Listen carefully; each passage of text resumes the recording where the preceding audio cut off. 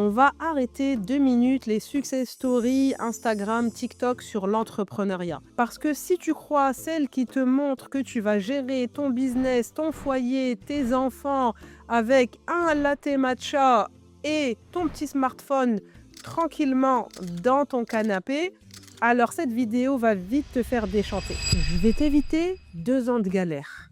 Et si on parlait du vrai entrepreneuriat, pas celui qu'on essaie de te vendre sur les réseaux, mais le vrai. Je vais pas te parler de revenus passifs ou de business facile. Je vais te dire ce que très peu de personnes te disent sur la façon de tenir un business sur le long terme et faire en sorte qu'il soit rentable. On va voir aussi comment savoir si tu es en train de construire un business ou si tu es juste en train de t'épuiser inutilement. On va pas parler de comment trouver la niche parfaite ou de travailler ton client idéal. Car ça, tu en as déjà entendu parler des centaines de fois et j'ai déjà fait plein de contenus sur le sujet. Là, on va parler de ce qui fait que des milliers d'entrepreneurs abandonnent chaque année et ce, même après avoir investi des centaines, voire des milliers d'euros en formation. Et tu verras que c'est certainement pas le manque de temps. Mais avant ça, salam alaikum, moi c'est Fatima, consultante en marketing digital, coach mindset et business pour les mamans entrepreneurs. Et sur cette chaîne, je te partage mes conseils pour avoir un business qui tourne sans sacrifier ton éthique ni tes priorités. Alors abonne-toi à cette chaîne si ce n'est pas déjà fait. Et nous, on attaque directement avec le premier mensonge. Un mensonge qu'on sert surtout aux femmes, aux mamans, en leur vendant le rêve de pouvoir tout concilier. Le foyer, les enfants, leurs ambitions professionnelles. Ça a commencé avec le MLM, puis l'affiliation. Je ne vais pas aborder ces sujets car j'en ai déjà parlé dans une autre vidéo juste ici à propos du MLM. Et si tu veux une vidéo sur l'affiliation, dis-le-moi en commentaire et je me ferai un plaisir d'en faire une prochainement, Inch'Allah. Mais il y a aussi Internet qui a permis, en se développant, de nouvelles opportunités et notamment justement l'entrepreneuriat qui désormais est accessible à toutes. Mais le problème, c'est qu'on t'a fait croire que pour réussir, il te suffira de quelques minutes pour poster quelques contenus sur les réseaux et qu'un business se développe facilement. Aujourd'hui, tu vois les paillettes, les vies de rêve, les femmes libres qui voyagent, maman comblée, qui t'explique qu'elle a réussi facilement. Mais ce que tu ne vois pas, c'est qui garde ses enfants quand elle travaille, ce qu'elle délègue, ses moyens, les connaissances, compétences qu'elle avait déjà, le temps qu'elle passe sur son business et ce qu'elle a sacrifié pour en arriver là. Parce que oui, au début, c'est difficile. On fait tout toute seule et donc forcément, ça prend du temps.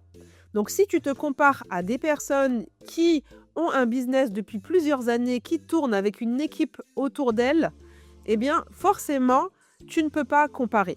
Donc oui, elle va être libre parce qu'elle délègue pas mal de choses que toi, aujourd'hui, tu ne peux pas encore déléguer. Un business n'est pas la liberté au sens que tu l'entends. Pas au début et pas à la fin non plus parce que il te reste des charges. Mais c'est la liberté de pouvoir choisir tes horaires, ta façon de travailler, ta façon de gérer ton business, les clients avec qui tu veux travailler, etc., etc. Et à force de voir ces personnes qui te montrent que le bon côté des choses et qui de surcroît te font croire que c'est inné d'entreprendre, que c'est facile de vendre, de communiquer sur les réseaux ou encore de gérer un business, c'est que justement, toi, derrière, quand tu essayes, tu déchantes, tu es frustré parce que tu n'y arrives pas. C'est ce qui arrive à beaucoup d'entrepreneurs et ce qui fait que certaines se disent qu'elles sont nulles, qu'elles ne sont pas capables ou qu'elles baissent en estime et en confiance en elles parce qu'elles ont essayé et qu'elles ne comprennent pas pourquoi certaines y arrivent, mais elles non. Mais la vérité, c'est que concrètement, pour gérer un business, tu dois avoir une organisation, une vision, tu dois savoir comment créer du contenu qui attire et qui vend, comment convertir des prospects en clients. Tu dois également savoir comment gérer ta compta, ton administratif et comment faire pour développer ton business. Tout ça en plus d'être présente pour ta famille. Mais justement, certaines ont déjà des facilités, des compétences qui leur permettent de pouvoir facilement réussir. Elles savent peut-être déjà vendre, comment communiquer. Elles savent peut-être déjà comment vendre. Elles ont des facilités à communiquer. Elles sont à l'aise ou elles osent faire des choses pour pouvoir réussir. Et si c'est pas ton cas, tu ne pourras pas réussir même avec toute la volonté du monde. Donc ne te base pas sur la réussite apparente de qui que ce soit pour te dire que toi aussi tu peux faire la même chose. Demande-toi d'abord quelles sont les ressources, les compétences qu'elles ont et qu'il te manque aujourd'hui, et demande-toi aussi ce que tu es prête à faire pour y arriver. Ne te contente pas de la face cachée de l'iceberg et ne te contente pas non plus d'avancer au feeling, en freestyle, en espérant qu'à force de copier ce que tu vois, tu vas pouvoir toi aussi réussir. Pour réussir, tu dois avoir une vision, une organisation, tu dois être prête à faire des choses que tu n'as probablement jamais fait jusqu'ici, bien évidemment éthique et halal. Tu dois accepter que tout ne sera jamais parfait, mais qu'il faut lancer, que tu as 24 heures dans une journée, dont 12 pour tes besoins rudimentaires, donc il en reste 12 on va dire. Et surtout, tu dois accepter que rien n'est facile. Et je vais même être honnête avec toi, si aujourd'hui tu refuses de t'organiser et de sortir du freestyle, de dire non à certaines choses, d'accepter que tu ne vas pas tout réussir tout de suite, eh bien l'entrepreneuriat va te frustrer plus qu'il ne va te libérer de quoi que ce soit. Alors maintenant que tu es prête à vivre l'entrepreneuriat tel qu'il est réellement, à savoir une aventure avec des hauts et des bas, mais qui est tellement enrichissante et épanouissante, il faut qu'on parle d'un truc important, j'ai envie de dire même le cœur de ton succès, la discipline. Parce qu'aujourd'hui, on te fait croire que le plus dur, c'est de trouver une idée de business rentable ou de trouver des hooks captivants pour attirer l'attention. Mais en réalité, le plus dur, c'est d'avancer quand t'es limite invisible, que t'as pas de like, pas de commentaires. C'est de continuer malgré tes proches qui t'épient ou même qui critiquent ton business ou ton avancée. C'est aussi de continuer même si tu ne fais pas de vente malgré tous tes efforts. Mais attention, quand je parle de discipline, je parle pas d'un truc militaire, ni d'un truc à l'ancienne, genre no pain, no gain, et donc il faut travailler dur pour réussir. Pas du tout. La discipline, dans le business, j'aime souvent la comparer au fait d'avoir un bébé. Ton bébé, si tu ne le nourris pas, si tu t'occupes pas de lui, eh bien forcément, il va mourir.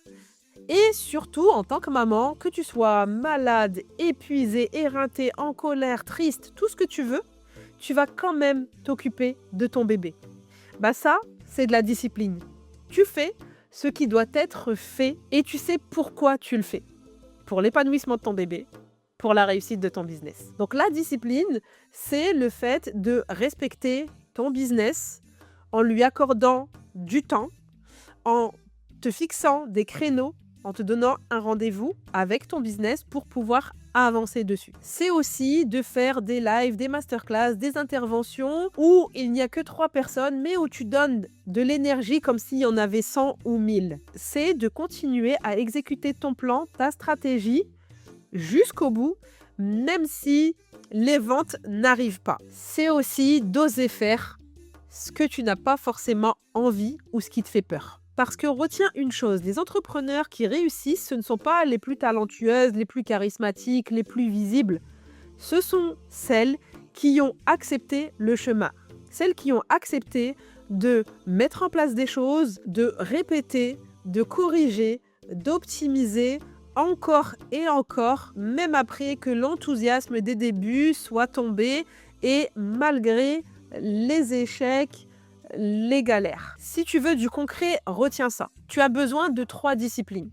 Une discipline pour ta création de contenu régulière, peu importe le rythme que tu as défini, et ce, même si au début, tu as 2 likes et 3 pèlerins qui viennent sur ton compte parce que ce sont tes efforts continus et répétés qui vont t'apporter du résultat. Une discipline de vente, parce que souvent, quand les ventes ne suivent pas, on a tendance à ne plus parler de nos offres, de nos produits, ou à faire des offres au rabais en espérant vendre.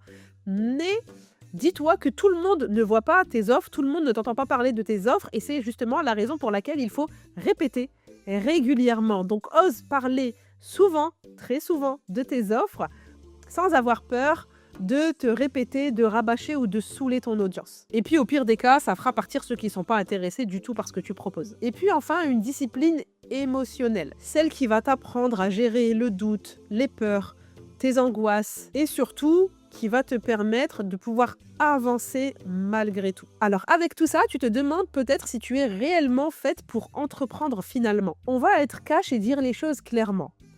Entreprendre ou travailler, c'est pas une obligation et surtout, il ne faut pas que ce soit une preuve de réussite sociale ni une preuve d'évolution. Parce que l'erreur, c'est pas de ne pas travailler ou de ne pas entreprendre. L'idée, c'est pas de chercher à faire comme tout le monde ou comme la femme soi-disant moderne qui a une activité en parallèle de ses enfants, de son foyer, etc., etc. Non, c'est surtout pas ce qu'il faut faire. L'erreur, finalement, c'est de se forcer à entreprendre ou à travailler parce que c'est, entre guillemets, la norme ou parce que tu penses que c'est à travers ça que tu existes. Parce que ça ne sert à rien de se donner un rôle d'entrepreneur si tu n'es pas prête à en payer le prix.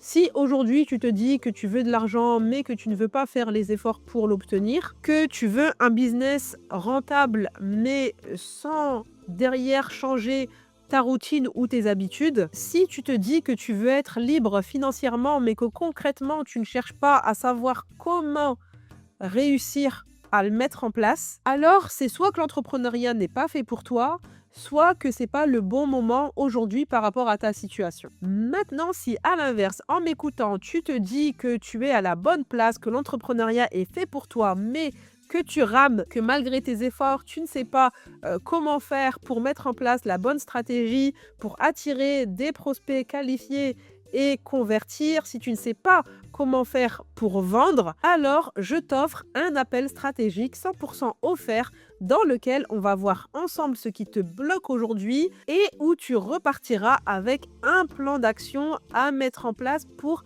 un business rentable. Le lien est juste en dessous dans la description, alors réservez vite ton appel pour qu'on puisse faire le point ensemble sur ton business et sur ce qui te bloque. Je t'attends de l'autre côté. Avant de partir, je t'invite à liker, à partager cette vidéo pour qu'elle serve à tes amis entrepreneurs à développer elles aussi leur activité et à comprendre ce qui les bloque aujourd'hui. Abonne-toi si ce n'est pas déjà fait et moi je te dis à bientôt pour une nouvelle vidéo. Fi amanillah, assalamu alaikum.